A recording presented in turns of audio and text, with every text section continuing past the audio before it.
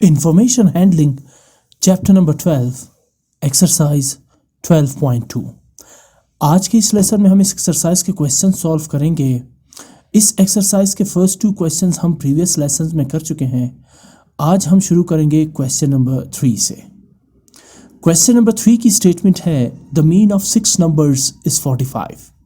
3 of the numbers are 32, 35 and 42. The remaining 3 numbers each equals to x. What is the sum of 6 numbers? Find the values of x. Find the value of x. Question ये कह रहे हैं कि 6 numbers है जिनका mean जो है, average जो है वो 45 है।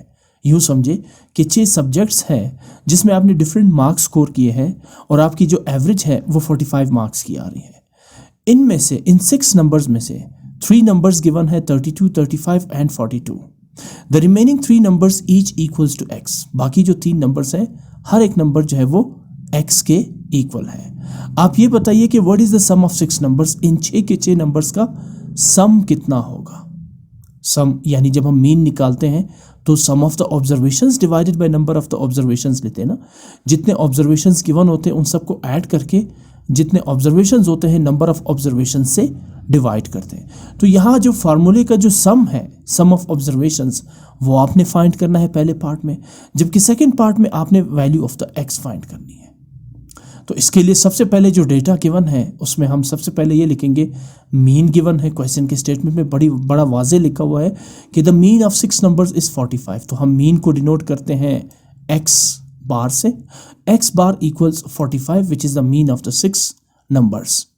उसके बाद नंबर्स कितने हैं, नंबर्स को हम डिनोट करते हैं n से। ऑब्जर्वेशंस या नंबर्स 6 नंबर्स हैं, 6 नंबर्स हैं। इसके बाद मैंने फार्मूला अप्लाई किया, यानी mean x bar equals sum of the observations, sum of x divided by the number of observations n।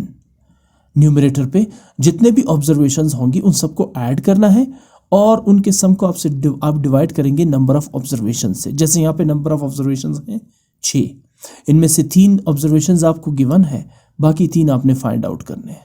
ठीक, अच्छा, इसके बाद मीन चूंकि ऑलरेडी गिवन है, मीन यानी x बार 45 है, तो आप मीन की जगह लिखेंगे 45। सम ऑफ x ये आप एज इट इज लिखेंगे बिकॉज ये अननोन है, ठीक है ना।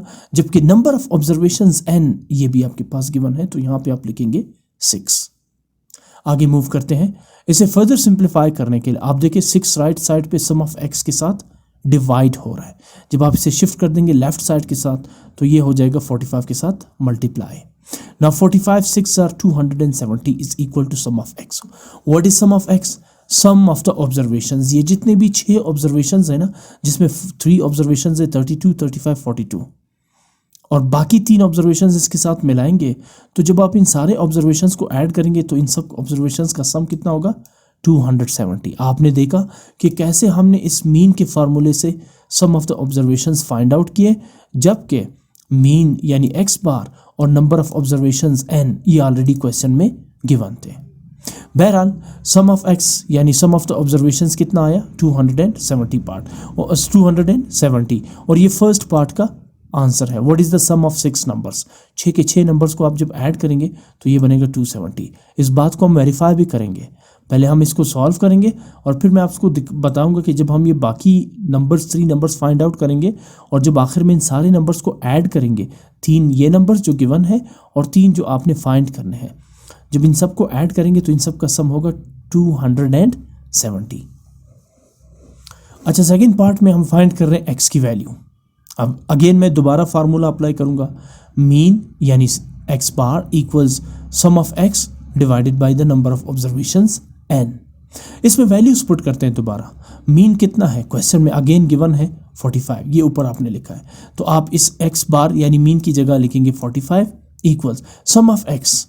सम ऑफ x का मतलब है जो ऑब्जर्वेशंस गिवन है उन सबको ऐड करना। अब ऑब्जर्वेशंस में चूंकि 3 नंबर्स गिवन है 32, 35, 42 और बाकी नंबर्स किसके इक्वल है x के इक्वल है, तो इसका मतलब ये हुआ कि 3 नंबर्स तो होंगे 32, 35, 41। बाकी 3 नंबर्स चूंकि x के इक्वल है लिहाजा x plus x plus x। Total कितने नंबर्स है 6 नंबर है, बिकॉज n जो है वो 6 को रिप्रेजेंट कर रहा है। तो 3 नंबर्स तो क्वेश्चन में गिवन थे, 32, 35, 42। आगे कह रहे the remaining 3 numbers each equals to x। बाकी जो 3 नंबर्स है वो हर नंबर x के ही इक्वल है, यानी बाकी 3 नंबर क्या होंगे, एक जैसे होंगे। 3 ये डिफरेंट नंबर्स है और rest of the 3 numbers are equals to x। तो आपने वो फाइंड करना है। तो लिहाजा मैंने क्या लिखा, मीन यानी 45 equals first number plus second number plus third number, ये गिवन थे क्वेश्चन में। बाकी 3 नंबर्स चूंकि x के इक्वल है, लिहाजा x plus x divided by the total numbers या टोटल ऑब्जर्वेशंस n कितनी है, 6 है, तो डिवाइडेड बाय 6। अगले स्टेप में आप इनको ऐड करें। For example 32 plus 35 plus 41 is 108 और x plus x is 3x divided by 6। Further simplify करते हैं, क्योंकि हमने x को फाइंड करना है तो x को सेपरेट करना है। 6 राइट साइड पे डिवाइड हो रहा है, लेफ्ट साइड पे शिफ्ट करेंगे तो 45 के साथ मल्टीप्लाई होगा और राइट साइड पे हमारे पास रह जाएगा 108 प्लस 3x।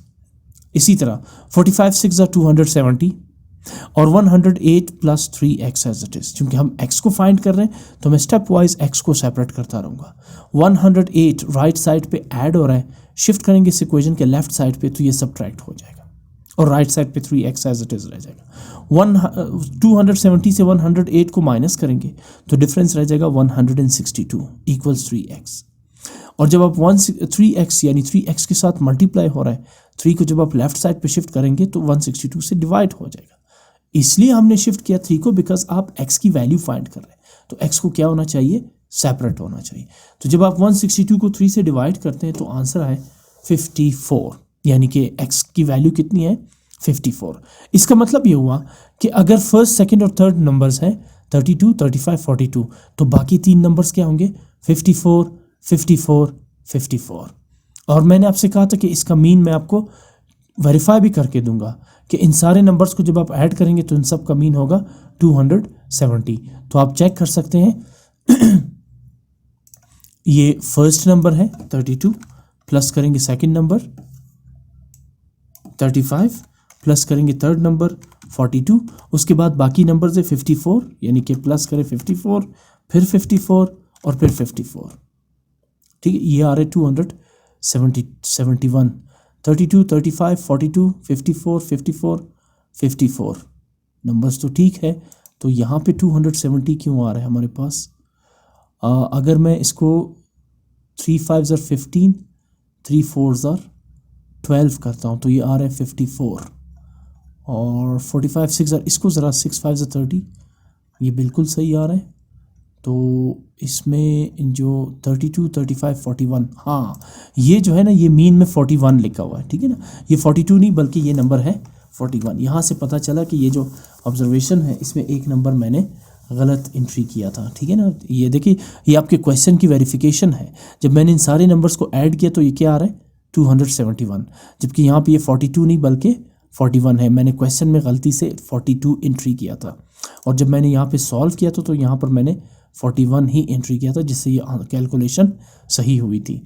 अब अगर आप इसमें ऐड करेंगे तो आप दोबारा कर लें 32 plus 35 plus 41, 32 plus 35 plus 41 plus 54 plus 54 plus 54, 270। तो इससे आपके फर्स्ट पार्ट की वेरिफिकेशन भी हो जाती है कि 6 नंबर्स ऐसे हैं जिनका जो सम है वो कितना है 270, और उनमें से फर्स्ट 3 नंबर्स कौन से हैं 32, 35, 44, 41 और बाकी नंबर्स क्या है 54, 54, 54। अच्छा जी, इसके बाद अगला क्वेश्चन सॉल्व करने से पहले एक इंपॉर्टेंट टॉपिक है weighted arithmetic mean.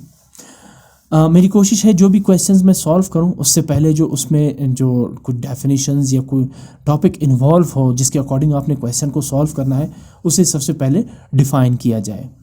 Weighted arithmetic mean को समझने से पहले मीन को आप दोबारा से थोड़ा सा देख लें।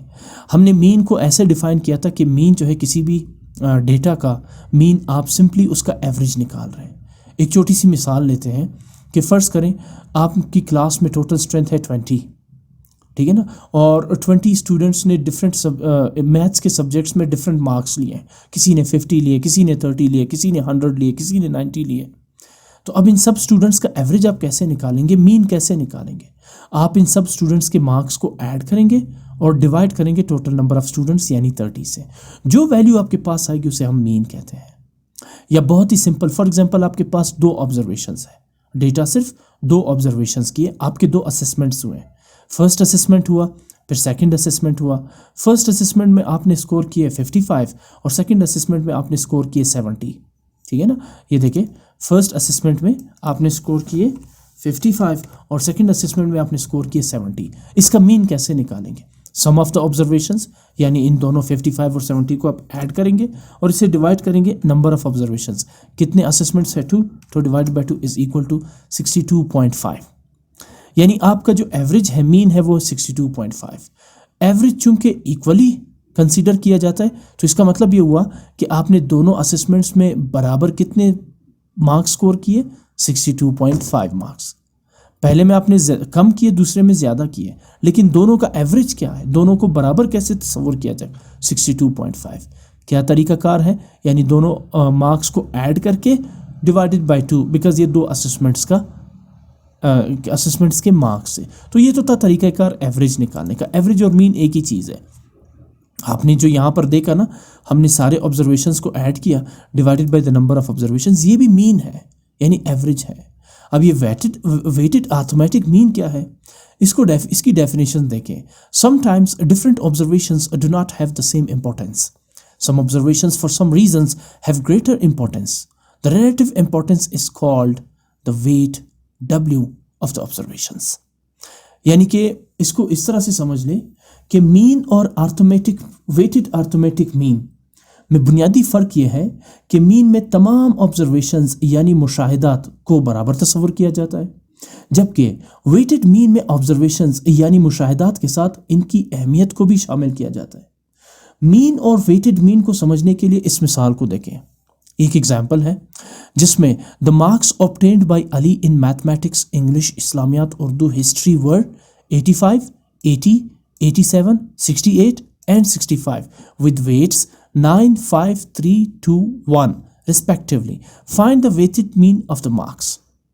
अब यहाँ पर अली है, उसने डिफरेंट सब्जेक्ट्स में ये मार्क्स स्कोर किए हैं और इनके साथ साथ इन सब्जेक्ट्स के वेट्स भी गिवन है। वेट्स का मतलब यूँ समझ ले इनकी इंपॉर्टेंस।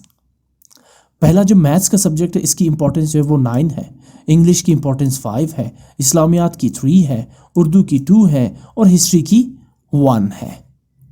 क्वेश्चन ये कह रहे हैं कि find the weighted mean of the marks. इस मिसाल में आप देख सकते हैं कि सब्जेक्ट के मार्क्स के साथ साथ इनके वेट्स भी दिए गए हैं।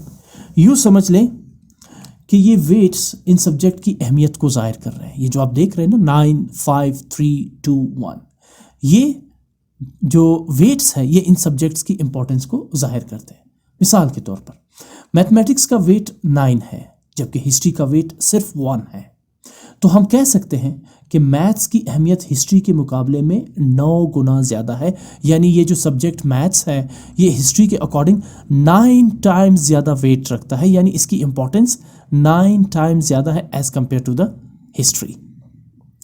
अगर आप इन मज़ामीन का सिर्फ मीन निकालेंगे तो इसका मतलब ये होगा कि अली ने तमाम मज़ामीन में 77 मार्क्स लिए हैं, क्योंकि इन तमाम मज़ामीन का मीन यानी एवरेज 77 होगा। तरीका बहुत सिंपल है, इन सबको ऐड करके divided by number of observations, यानी कि कितने इसमें ऑब्जर्वेशंस है 1, 2, 3, 4, 5, इन सबको ऐड करके डिवाइडेड बाय 5, ये मीन हो जाएगा जिसमें वेट्स का कोई किरदार नहीं होगा।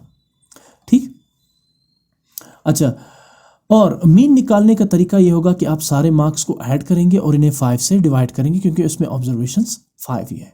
दूसरी जानिब वेटेड अर्थमेटिक मीन के लिए सबसे पहले आपको हर सब्जेक्ट के मार्क्स को इनके वेट्स के साथ मल्टीप्लाई करके ऐड करना होगा, फिर सारे वेट्स को ऐड करेंगे और इन दोनों को डिवाइड कर देंगे। किस तरह से? यहाँ देखिए, यहाँ मैथ्स के मार्क्स कितने हैं 85 है, जबकि मैथ्स का वेट कितना है 9। आपने इनको मल्टीप्लाई किया, फिर उसके बाद नेक्स्ट सब्जेक्ट इंग्लिश मार्क्स है 80 और इसका वेट है 5, आपने दोनों को मल्टीप्लाई किया। इसके बाद थर्ड सब्जेक्ट इस्लामियात मार्क्स है 87 और वेट है 3, ठीक है ना, तो आप 87 को 3 से मल्टीप्लाई करेंगे। यहाँ इस चीज़ को आपने नहीं देखना है, आल्दो के इस्लामियात के मार्क्स मैथ्स के मार्क्स से ज़्यादा है, लेकिन इसके वेट को देखें, ठीक है ना। मैथ्स की इंपॉर्टेंस 9 टाइम्स ज़्यादा है as compare to the history, इसी तरह 6 टाइम्स ज़्यादा है as compare to the Islamiyat, ठीक है ना। सो यहाँ जिनके मार्क्स के वेट्स है उन्हें आपने उसके साथ मल्टीप्लाई करना है, ठीक है ना। इसी तरह फिर थर्ड जो है वो उर्दू है जिसके मार्क्स 68 है और इसका वेट 2 है, तो मल्टीप्लाई बाय 2। इसी तरह आखिरी सब्जेक्ट हिस्ट्री 65 है जिसका वेट सिर्फ 1 है, तो इसे 65 को 1 के साथ मल्टीप्लाई करेंगे। आगे 85 multiply bye 9 765, 80 multiply bye 5 400, 87 multiply by 3 261, 68 multiply by 2 136 और 65 1 ज़र 65 डिवाइडेड बाय 20 कैसे आया। इन सारे वेट्स को आप ऐड करेंगे, अभी मैंने आपको समझाया, ठीक है ना। क्या कि वेटेड अर्थमेटिक मीन के लिए सबसे पहले आप हर सब्जेक्ट के मार्क्स को इनके वेट्स के साथ मल्टीप्लाई करके ऐड करेंगे और फिर सारे वेट्स को ऐड करके इसे डिवाइड करेंगे। ये सारे वेट्स को आपने ऐड किया, इनका सम क्या आ रहा है मार्क्स और वेट्स का 16 27 और टोटल वेट्स का सम कितना आ रहा है 20। इसे डिवाइड करेंगे तो ये आएगा वेटेड अर्थमेटिक मीन 81.35। आपने देखा कि इन तमाम ऑब्जर्वेशंस का मीन सिर्फ 77 था, जबकि इन्हीं मज़ामीन का वेटेड मीन 81.35 है। एक बहुत बड़ा डिफरेंस आपको नज़र आ रहा है। एक और बात, वेटेड मीन में सबसे ज़्यादा किरदार मैथमेटिक्स का है, क्योंकि मैथमेटिक्स का वेट सबसे ज़्यादा असरअंदाज होगा वेटेड मीन पर। क्यों? क्योंकि इसका वेट 9 है। बाकी सब्जेक्ट्स वेट के हिसाब से वेटेड मीन पर असरअंदाज होंगे। एक और बात, वेटेड मीन में सबसे ज़्यादा किरदार चूँकि मैथ्स का था, लिहाजा इसका वो जो वेट था वो भी सबसे ज़्यादा असरअंदाज होगा वेटेड मीन पर। यहाँ ये बात आपके जहन में रहे कि मीन में सारे मज़ामीन को एक बराबर तस्वुर किया जाएगा, यानी कि 77। ये बात मैं पहले भी आपको बता चुका हूँ। जबकि वेटेड मीन में उस मजमून का यानी उस सब्जेक्ट का असर सबसे ज़्यादा होगा जिसका वेट यानी इम्पोर्टेंस सबसे ज़्यादा होगी। जैसे यहाँ पर है मैथमेटिक्स, मैंने आपसे कहा कि इस्लामियात के मार्क्स मैथमेटिक्स से ज़्यादा है, लेकिन चूँकि मैथमेटिक्स का वेट यानी इम्पोर्टेंस यहाँ पे ज़्यादा है, लिहाजा इसका सबसे ज़्यादा किरदार होगा वेटेड अर्थमेटिक मीन में। और सबसे कम असर उस सब्जेक्ट का होगा जिसका वेट यानी अहमियत सबसे कम होगा। इस मिसाल में हिस्ट्री का सब्जेक्ट वेटेड मीन पर सबसे कम असरअंदाज होगा, क्योंकि हिस्ट्री का वेट सबसे कम यानी सिर्फ 1 है और मैथ्स का वेट सबसे ज़्यादा यानी 9 है, इसलिए मैथ्स सबसे ज़्यादा असरअंदाज होगा वेटेड अर्थमेटिक मीन पे। तो ये था वेटेड अर्थमेटिक मीन से रिलेटेड। सिंपली आपको डिफरेंस पहले क्या नजर आया कि मीन में सिर्फ ऑब्जर्वेशंस गिवन होते हैं, जबकि वेटेड अर्थमेटिक मीन में उन ऑब्जर्वेशंस के साथ उनके वेट्स भी गिवन होते हैं। ये सिर्फ सब्जेक्ट्स के हवाले से नहीं होता, आगे क्वेश्चंस में आपको कुछ और भी ऑब्जर्वेशंस डिफरेंट मिलेंगे। इसके अलावा इन सारे सब्जेक्ट्स का जो एवरेज है वो 77 है, जबकि इन सब का वेटेड एवरेज अर्थमेटिक मीन जो है वो 81.35 है। जो सब्जेक्ट सबसे ज़्यादा वेट रखता है उसका सबसे ज़्यादा इस पर इन्फ्लुएंस होगा, असर होगा वेटेड अर्थमेटिक मीन पर। एनी हो, क्वेश्चन नंबर 3 की तरफ मूव करते हैं। क्वेश्चन नंबर 3 इस एग्जाम्पल से रिलेटेड है। A student obtain 75 marks in English, 85 in mathematics, 80 in history and 65 in science. Find the weighted mean if weights of 4, 6, 3 and 2 are allotted to the subjects respectively. अब इसका मतलब क्या है कि पहला सब्जेक्ट कौन सा था? इंग्लिश, तो इसका वेट कितना है? 4। दूसरा मैथ्स, वेट 6। तीसरा हिस्ट्री, मैथ्स 3, वेट 3 और चौथा साइंस, वेट 2। तो आप सबसे ज़्यादा देखिए वेट किसका है? मैथ्स का है। तो इसका मतलब है कि अर्थमेटिक वेटेड मीन में सबसे ज़्यादा इन्फ्लुएंस किस सब्जेक्ट का होगा? मैथ्स का, बिकॉज इसका वेट सबसे ज़्यादा, इंपॉर्टेंस सबसे ज़्यादा है। दूसरे नंबर पर होगा इंग्लिश, तीसरे नंबर पर इसका होगा आपके पास हिस्ट्री जिसका वेट 3 है और आखिरी नंबर पर होगा साइंस जिसका वेट सिर्फ 2 है। अच्छा, हम फाइंड कर रहे हैं वेटेड मीन, तो वेटेड मीन को हम डिनोट करते हैं x बार w। देखो अगर मैं इसको हटाता हूँ ना तो ये क्या बनेगा? मीन। x बार मीन को कहते हैं ना, जब आप इसके साथ w ऐड करते हैं तो ये बन जाएगा weighted arithmetic mean. w stands for weighted, question mark है। अच्छा, वेटेड अर्थमेटिक मीन को हम फाइंड करने के लिए जो फार्मूला है वो है sum of weighted arithmetic mean, sum of weights multiply by observations. जो मैंने आपसे कहा ना कि आप सबसे पहले ऑब्जर्वेशंस को उनके वेट्स के साथ मल्टीप्लाई करेंगे। W weights x observations divided by sum of weights, जितने भी वेट्स हैं उनको ऐड करेंगे, जैसे इस एग्जांपल में आपने देखा। ठीक, अच्छा आते हैं इस पर। सम ऑफ WX यानी वेट मल्टीप्लाई बाय ऑब्जर्वेशन। पहला सब्जेक्ट कौन सा है? इंग्लिश, जिसके मार्क्स है 75 और इसका वेट कितना है 4, तो 75 मल्टीप्लाई बाय 4। सेकंड सब्जेक्ट है मैथमेटिक्स, मार्क्स 85, वेट 6 है, तो 85 multiply by 6। Third subject history, marks 80, weight 3 है, तो 80 मल्टीप्लाई बाय 3।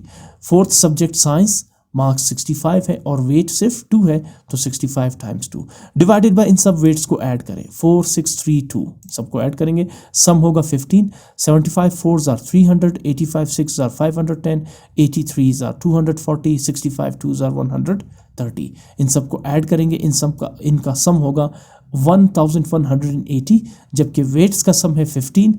1180 को 15 से डिवाइड करेंगे तो 78.67, ये होगा weight in weighted arithmetic mean in observations का।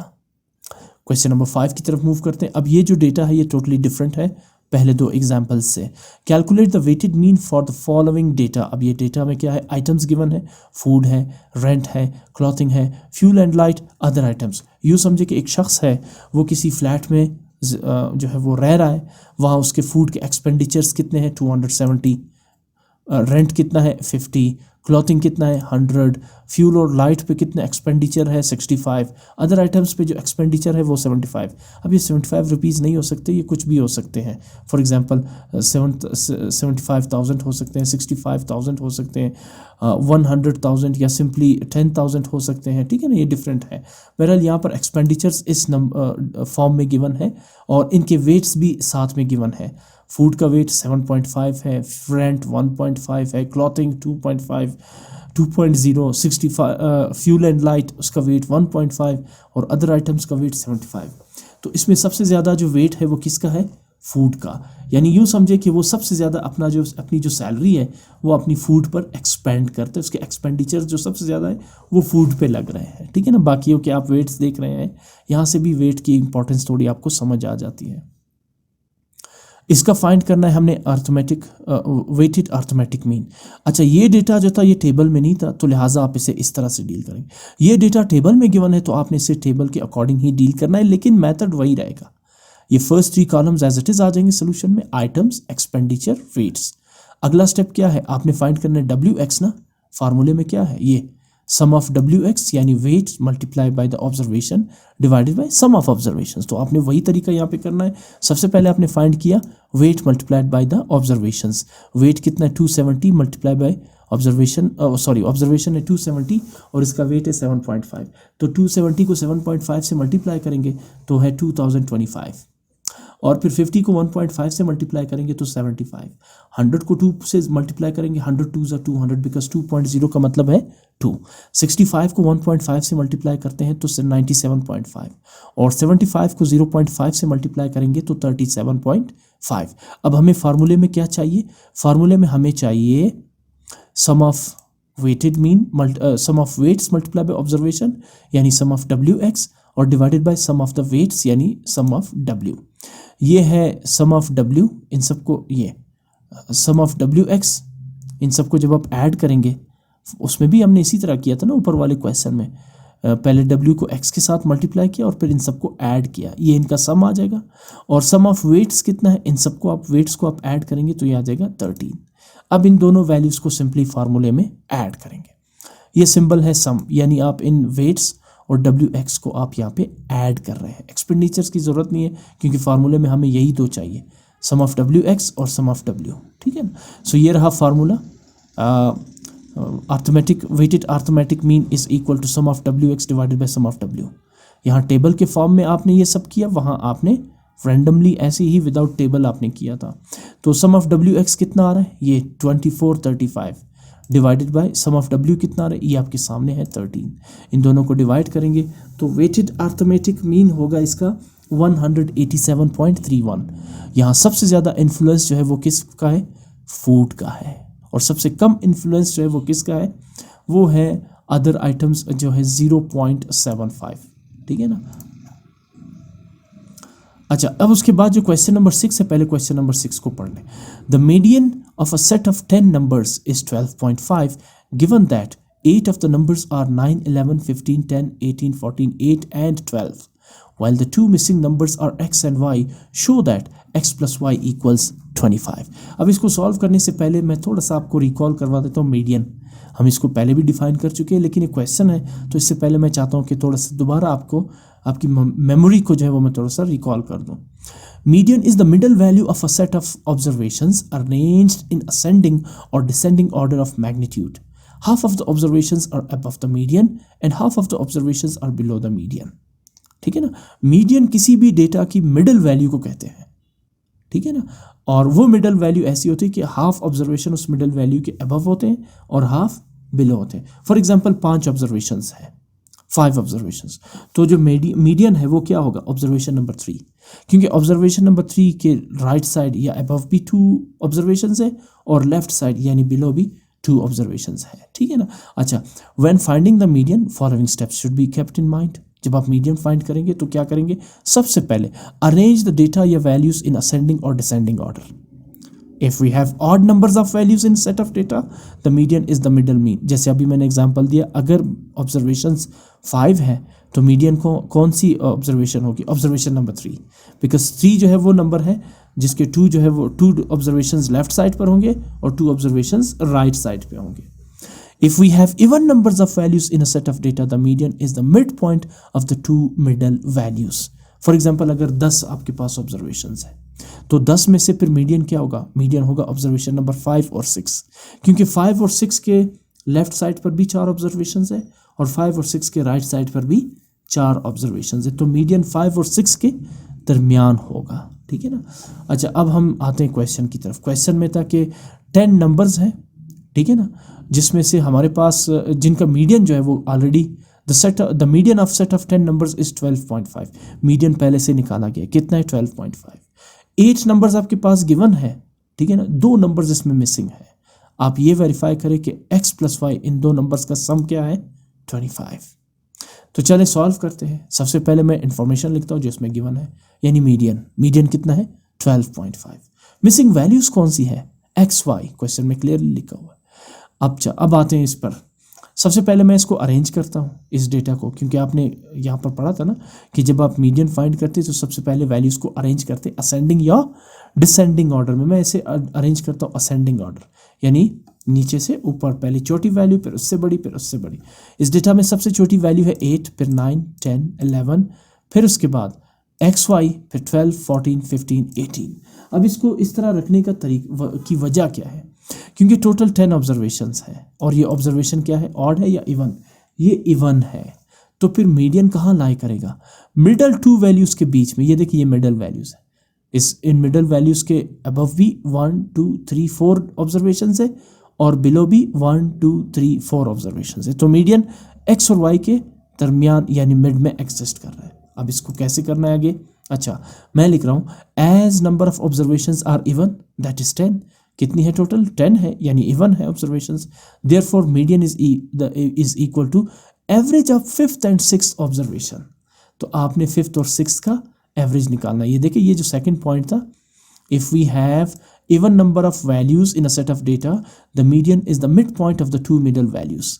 अब ये देखिए ये इवन नंबर है ना, ऑब्जर्वेशंस के 10 है, तो मिड वैल्यूज कौन सी होंगी, एक्स वाई, यानी observation number 5th and 6th, ठीक है ना। इनका दरमियान जो होगा, इनका जो मिडल पॉइंट होगा वो होगा मीडियन। अगर ऑब्जर्वेशंस ऑड है फिर तो समझ आती है कि मिडल वैल्यू होगी, लेकिन अगर इवन है तो फिर वो जो 2 नंबर्स है जो मीडियन है उनके दरमियान में जो है वो मीडियन एग्जिस्ट कर रहा होगा। इसलिए क्योंकि जो एक्स वाई है इसके अबव भी 4 ऑब्जर्वेशंस है और बिलो भी 4 ऑब्जर्वेशंस है, 1, 2, 3, 4, 1, 2, 3, 4। So, as the number of observations are even, that is 10, therefore median is equal to average of the 5th and 6th observation. आपने 5th और 6th वैल्यू की ऑब्जर्वेशन वो एवरेज निकालनी। एवरेज कैसे निकाला जाता है, इन दोनों को ऐड करके डिवाइडेड बाई 2 करें। So median is equal to x plus y divided by 2। 5th value और 5th और 6th ऑब्जर्वेशंस क्या है, एक्स एंड वाई, इनको ऐड करेंगे, चूंकि ऑब्जर्वेशंस 2 है इसीलिए डिवाइडेड बाई 2। करेंगे। यहाँ पर हम एवरेज निकाल रहे हैं यानी मीन निकाल रहे हैं, जितनी ऑब्जर्वेशंस होती है उन्हें ऐड करके divided by the number of observations. यानी आप मीडियन कितना है क्वेश्चन में गिवन है, ये 12.5। The median of set of 10 numbers is 12.5। तो आप इस मीडियन की जगह क्या लिखेंगे 12.5 और राइट साइड पे x plus y over 2।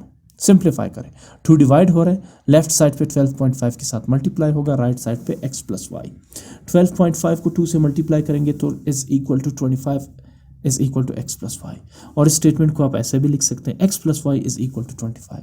Shown, question यही कह रहा था ना कि साबित करें, show that x plus y is equal to 25। तो ये वो दो वैल्यूज़ हैं जिनको आप ऐड करेंगे तो इनका जो सम होगा वो होगा 25। इसके साथ ही ये चैप्टर भी कंप्लीट हो चुका है। लास्ट इसका रिव्यू एक्सरसाइज रहता है, वो नेक्स्ट लेसन में करेंगे।